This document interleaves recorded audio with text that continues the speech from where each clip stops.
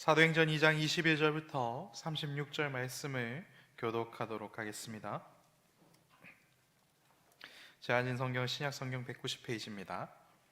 사도행전 2장 22절부터 36절까지 말씀을 저희 같이 교독하도록 하겠습니다.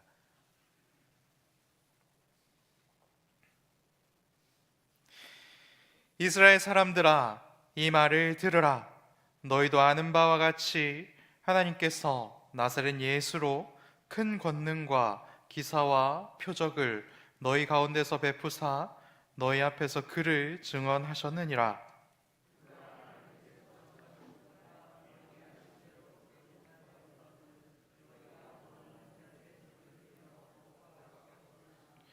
하나님께서 그를 사망의 고통에서 풀어 살리셨으니 이는 그가 사망에 매여 있을 수 없었음이라. 그를 가리켜 이르되 내가 항상 내 앞에 계신 주를 배웠으며 나로 요동하지 않게 하기 위하여 그가 내 우편에 계시도다. 그러므로 내 마음이 기뻐하였고 내 혀도 즐거워하였으며 육체도 희망에 거하리니 이는 내 영혼을 음부에 버리지 아니하시며 주의 거룩한 자로 썩음을 당하지 않게 하실 것이미로다. 주께서 생명의 길을 내게 보이셨으니 주 앞에서 내게 기쁨이 충만하게 하시리로다 하였으므로 형제들아, 내가 조상 다윗에 대하여 담대히 말할 수 있노니 다윗이 죽어 장사되어 그 묘가 오늘까지 우리 중에 있도다. 그는 선지자라. 하나님이 이미 맹세하사 그 자손 중에서 한 사람을 그 위에 앉게 하리라 하심을 알고 미리 본고로 그리스도의 부활을 말하되 그가 음부에 버림이 되지 않고 그의 육신이 썩음을 당하지 아니하시리라 하더니 이 예수를 하나님이 살리신지라. 우리가 다 이 일의 증인이로다. 하나님이 오른손으로 예수를 높이심에 그가 약속하신 성령을 아버지께 받아서 너희가 보고 듣는 이것을 부어주셨느니라. 다윗은 하늘에 올라가지 못하였으나 친히 말하여 이르되 주께서 내 주에게 말씀하시기를 내가 내 원수로 내 발등상이 되게 하기까지 너는 내 우편에 앉아 있으리라 하셨도다 하였으니 함께 읽겠습니다. 그런즉 이스라엘 온 집은 확실히 알지니 너희가 십자가에 못 박은 이 예수를 하나님이 주와 그리스도가 되게 하셨느니라 하니라. 아멘. 베드로가 오순절 오전 9시가 지나 예루살렘에서 설교하고 있습니다. 왜 베드로는 설교하고 있습니까? 우리 어제 말씀 들었듯이 먼저는 성령으로 충만하였기 때문이고, 둘째는 성령으로 충만한 자들의 모습을 본 사람들이 얼마 전 죽은 예수의 제자들은 아침부터 술 먹고 술주정이나 하는구나 라는 조롱을 들었기 때문입니다. 성령이 충만하여서 행동은 술 취한 것 같이 보였던 자들의 특징은 무엇입니까? 성령으로 충만한 자들의 특징은 무엇입니까? 정신이 매우 또렷하고 사리를 분별하는 것이 매우 분명하다라는 것이지요. 그래서 성령 충만하여 정신이 또렷하였던 베드로의 설교의 결론은 무엇입니까? 36절 말씀을 보면 알 수 있는데, 이스라엘 너희들이 십자가에 못 박아 죽였던 그 예수님을 하나님이 주와 그리스도가 되게 하셨다라는 것이지요. 왜 하나님은 예수님이 주와 그리스도가 되게 하셨습니까? 예수님은 처음에는 주님이 아니었고, 그리고 나중에는 그리스도가 아니었기 때문에, 모자란 분이었기 때문에 하나님께서 그렇게 완성해 주셔서 예수님이 그런 분이 되신 것입니까? 그런 것이 아니죠. 예수님은 창세전부터 주님이셨고, 그리고 이 땅에 오신 그때에도 그리스도셨습니다. 교회의 머리셨고 구원자였고 기름 부음 받은 자였죠. 그렇다면 이 말씀의 의미는 무엇입니까? 그것은 하나님께서 이제는 너희들 모두가 알 수 있도록 어제 말씀에 등장했었던 선지자 요엘에게 주신 말씀을 하나님께서 완성을 하셨다라는 것입니다. 그렇기 때문에 너희들 이제는 이 복음은 무엇입니까? 예수님이 주님이시고 그리스도이시다라는 것을 이제는 너희들이 부정할 수 없게 되었다. 하나님께서 그것을 완성하셨다라는 말씀인 것이지요. 그래서 예수님 한 번도 주님이 아닌 적이 없었고 그리스도가 아닌 적이 없었습니다. 그런데 이스라엘만은 그것을 외면하였고 무시하였고 몰랐지요. 그래서 예수님을 십자가에 매달아 죽인 것입니다. 그리고 부활하셨으나 그것을 부정한 것이지요. 그리고 성령을 부어주셨으나 약속대로 성령을 그곳에 보여주셨으나 말씀대로 성령을 보내주셨으나 그들은 하나님께서 보내주신 그 성령을 조롱하고 있는 것입니다. 왜 이스라엘은 이렇게까지 예수님을 배척하고 예수님의 말씀을 부정하고 하나님께서 보내주신 성령까지도 밀어내고 있는 것입니까?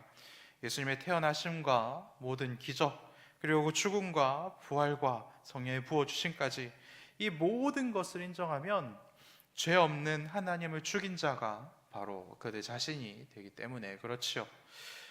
여러분, 예수님을 이스라엘 사람들이 그냥 죽인 것도 아니었습니다. 이스라엘은 살인을 교사했던 살인 교사범들이지요. 23절 말씀을 보면 그들은 법 없는 자들의 손을 빌려서 예수님을 십자가에 못 박은 자들이다 라고 베드로가 선포하고 있습니다. 법 없는 자는 어떤 자들을 이야기합니까? 율법 밖에 있는 자들, 로마 사람들을 이야기하는 것이죠. 대제사장, 바리새인들, 그리고 예수 말고 바라바를, 흉악한 살인자 바라바를 풀어주라 라고 외쳤던 이스라엘 사람들은 유대 총독 빌라도의 손을 빌어서 예수님에게 사형 선고를 내렸고 십자가에서 죽게 만들었습니다. 죄 없는 예수님을 십자가에 매달았던 빌라도도 악한 자지만 그를 부추겼고 그를 압박하였던 이스라엘도 하나님을 십자가에 매단 악한 흉악한 자다라고 하나님께서는 말씀하고 있는 것입니다. 그렇기 때문에 이스라엘에게 예수는 어떤 자여야 합니까? 이 세상이 끝나는 날까지 죽어 마땅한 자여야 합니다. 거룩한 하나님을 모독한 악독한 거짓말장이로 남아야 그들이 무엇이 되는 것입니까? 그들이 행한 것이 정의가 되고 그들이 행한 것이 정의가 되기 때문에 그들은 영원토록 정의로운 자가 되는 것입니다. 그런데 오늘 성령으로 충만하여 정신이 또렷하고 하나님께서 주신 말씀으로 충만한 베드로가 하는 말씀은 무엇입니까? 너희는 정의로운 자가 아니다. 너희는 살인자에 불과하다. 그리고 너희들은 살인을 교사한 훨씬 죄질이 나쁜 자들이다. 하나님께 반역한 자들이다 라고 말씀하고 있는 것이죠. 정의로운 분은 하나님 말씀대로 가난한 자들을 먹이고 병든 자들을 고치시고 기적을 보여주시고 죽으시고 부활하여 약속대로 성령을 충만하게 부어주신 예수님이시다. 이제는 너희들이 이것을 외면할 수가 없다라고 말씀하고 있는 것입니다. 여러분, 이 말씀이 중요한 이유는 무엇입니까? 먼저는 이 말씀이 저 장소에 있었던 사람들, 6월절, 오순절, 오전 9시 이후에 예수님의 제자들에게 부어진 성령을 보고 쟤네도 술 취한 것 같아 라고 이야기했던, 그렇게 조롱했던 그 사람들에게만 주시는 말씀이 아니기 때문이지요. 억울한 것을 우리들이 잘 못 참습니다. 제 입에 굉장히 많이 되뇌이는 말도 내가 뭘 그렇게 잘못을 했냐, 이 말이 항상 이렇게 되뇌입니다. 그래서 제 입에 달려서 떠날 줄 모르는 말이 뭘까 이렇게 고민해 보다가 들었던 생각이 이거였습니다. 그래서 저곳에 있었던 이스라엘 사람들도 마찬가지였지 않겠습니까? 우리가 뭘 그렇게 잘못을 했냐, 이런 말이 그들의 입과 생각을 사로잡았지 않겠습니까? 좀 많이 억울했을 것 같기도 합니다. 왜 그렇습니까? 이스라엘이 악한 자의 손을 빌려서 예수님을 죽인 것은 사실이죠. 부정할 수 없습니다. 그런데 오순절 그곳에 있었던 사람들 한번 생각해 봅시다. 그곳에서 설교를 듣고 있었던 그 사람들 중에 바리새인이 아닌 사람들도 훨씬 더 많았을 것이고, 그리고 서기관이 아닌 사람들도 훨씬 더 많았을 것입니다. 제사장이 아닌 사람들도 훨씬 많았겠죠. 그리고 바라바를 대신 풀어주라라고 외쳤던 장소에 없었던 사람들이 훨씬 더 많았지 않겠습니까?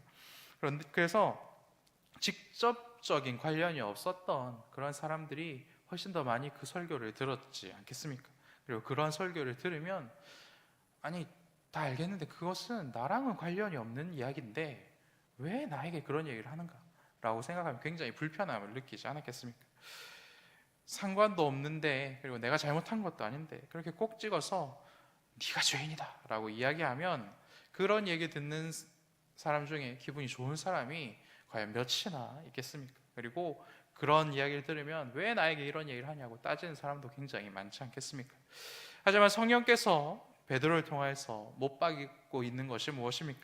이 땅의 모든 죄인이 예수의 죽음과 관련이 있는 자들이다 라는 것이죠. 죄 없는 예수님이 십자가에 매달리신 것은 누구 때문입니까? 네, 너무나도 확실한 죄인인 나 때문이 아닙니까?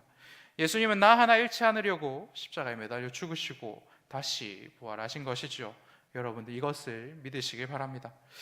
또 이 말씀이 중요한 이유는 무엇입니까? 예수님을 주요 그리스도가 되신 하나님이 예수님의 죽음의 책임을 십자가를 믿는 자들에게는 묻지 않으시기 때문에 이 말씀이 또한 중요한 것이죠.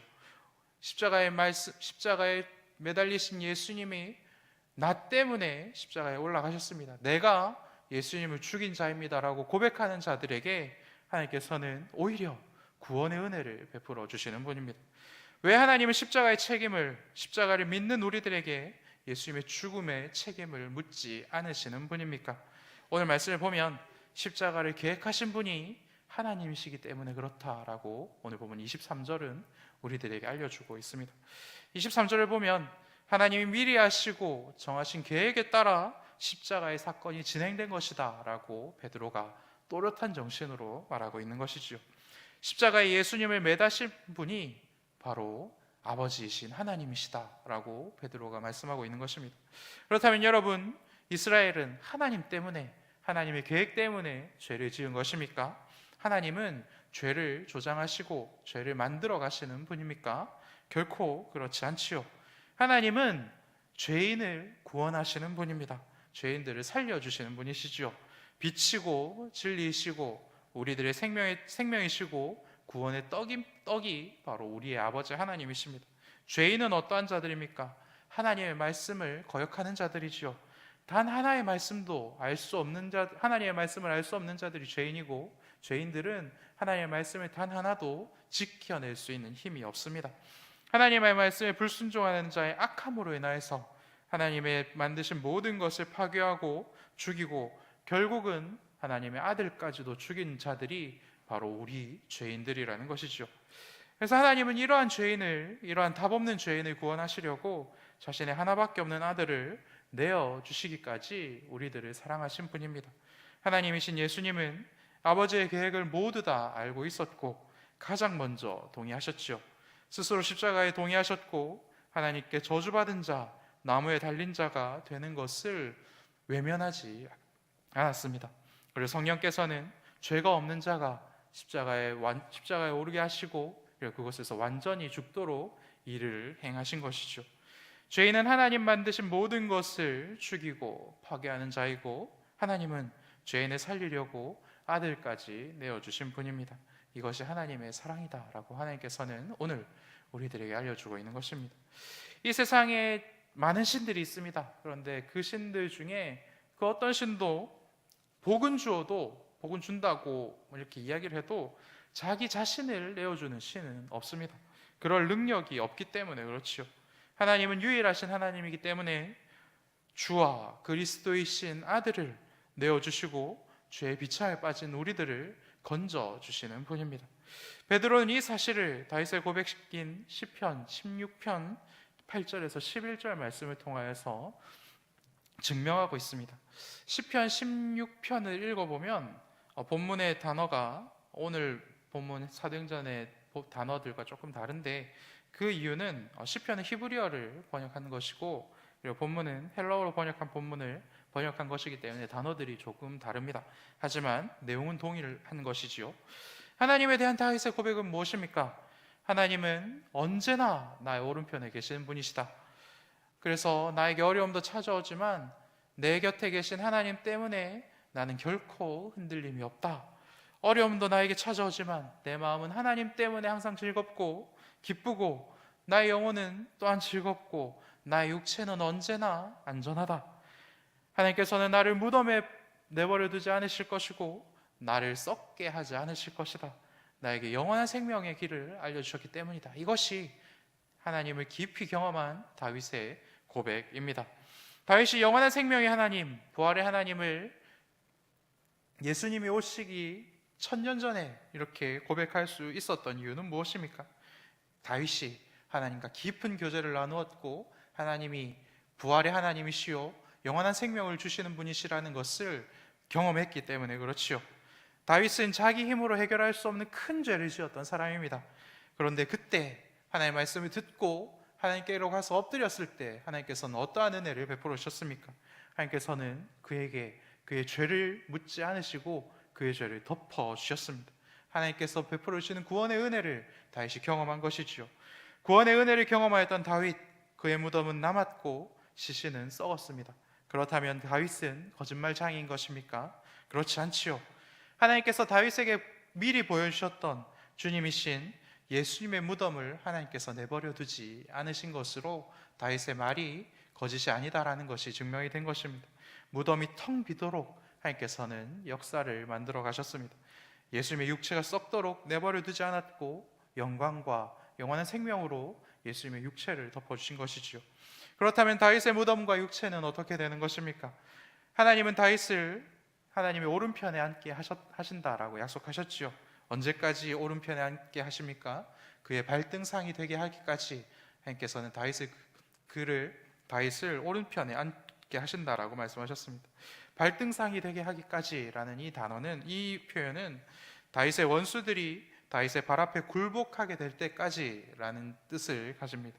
그래서 예수님이 다시 오시는 그날에 예수님의 원수인 사망과 사탄이 그 발 아래 굴복합니다. 하나님의 말씀이 이루어지는 것이죠. 그래서 그때까지 하나님께서는 다윗을 그의 오른편에 두신다라고 약속하셨습니다. 그래서 예수님께서 이 땅에 오시는 그날, 사탄과 사망의 권세를 완전히 이기시는 그날이 되면 예수님께서 영광의 육체를 입고 부활하셨던 것처럼 다윗도 그날에 예수님께서 입으셨던 그 영광의 육체와 영원한 생명으로 다시 부활의 영광을 누리게 되는 것입니다. 그렇다면 여러분, 다윗만 이러한 영광을 누리는 것입니까? 그렇지 않지요. 예수님의 십자가와 부활의 생명을 믿는 모든 자들이, 이곳에 나와서 기도하는 모든 자들이 하나님의 말씀 때문에 지금 유튜브를 통해서 새벽기도에 참여하시는 모든 자들이, 하나님의 십자가를 믿는 모든 자들이 예수님처럼 부활의 영광을 입어 영원히 죽지 않은 생명을 누리게 되는 것입니다. 하나님께서는 이 말씀을 통해서 예수님이 주와 그리스도가 되게 하신 분이시다라는 말씀을 정신이 또렷한 베드로를 통하여서 우리들에게도 알려주고 있는 것입니다. 사랑하는 서울시민교회 성도 여러분, 성령으로 충만하면 우리의 믿음을 그리고 우리의 신앙생활을 조롱하는 자들에게 조롱이나 욕으로 되갚아주는 것이 아니라 나를 위하여서 십자가에 오르시고 부활하신 복음이신 그 예수님을 증거하는 기회로 삼게 되는 것입니다. 그렇기 때문에 여러분, 더욱 성령으로 충만하십시오. 세상 사람들이 봤을 때, 하나님을 알지 못하는 사람들이 봤을 때, 서울시민교회 다니는 사람들은 좀 이상해, 저 사람들 굉장히 좀 이상해 라는 말을 밥 먹듯이 듣는 분들이 여러분들이 되어 주십시오. 예수에 미쳐서 제정신이 아니네 라는 말을 여러분들 계속해서 들어 주십시오. 그런 은혜들을 누리시길 축복합니다. 그리고 그렇게 세상 사람들이 여러분들을 향해서 조롱하는 그때 그 기회를 또한 놓치지 마시기를 바랍니다. 그때 우리 속에서 살아서 역사하신 하나님에 대해서 선포하고, 우리의 주인 되신 예수님을 선포하고, 우리 속에서 충만히 부어주신 그 성령을 인하여서 복음을 증거할 수 있는 그런 은혜의 이야기들이, 그런 은혜의 기회들이 우리 모두에게 충만하기를 바랍니다. 교회가 위기의 때를 겪는 것은 저 사람들 참 괜찮네, 참 정상적이네 라는 말을 들으면서 우리들의 말과 우리들의 믿음은 술 취한 자들과 같이, 이 세상 사람들이 쓰는 언어와 같이 되는 때인 것 같습니다. 오히려 세상 사람들이 저 사람들은 이상해 라고 이야기하면서도 우리들의 마음은 성령으로 충만하여 예수 그리스도의 복음을 가감없이 선포하는 그때가 오히려 우리들에게 더욱더 안전한 때이고 성령으로 충만한 때라는 것을 오늘 말씀이 우리들에게 알려주신 것 같습니다. 우리 속에서 역사하신 성령이 증거하신 대로 살아서 역사하시는 주요 그리스도이신 복음을 증거하는 저와 여러분들 되시기를 간절히 축복합니다. 함께 기도하겠습니다. 하늘에 계신 우리 아버지, 아버지의 이름을 거룩하게 하시며 아버지의 나라가 오게 하시며 아버지의 뜻이 하늘에서와 같이 땅에서도 이루어지게 하소서. 오늘 우리에게 일용할 양식을 주시고 우리가 우리에게 잘못한 사람을 용서하여 준 것 같이 우리 죄를 용서하여 주시고 우리를 시험에 빠지지 않게 하시고 악에서 구하소서. 나라와 권능과 영광이 영원히 아버지의 것입니다. 아멘.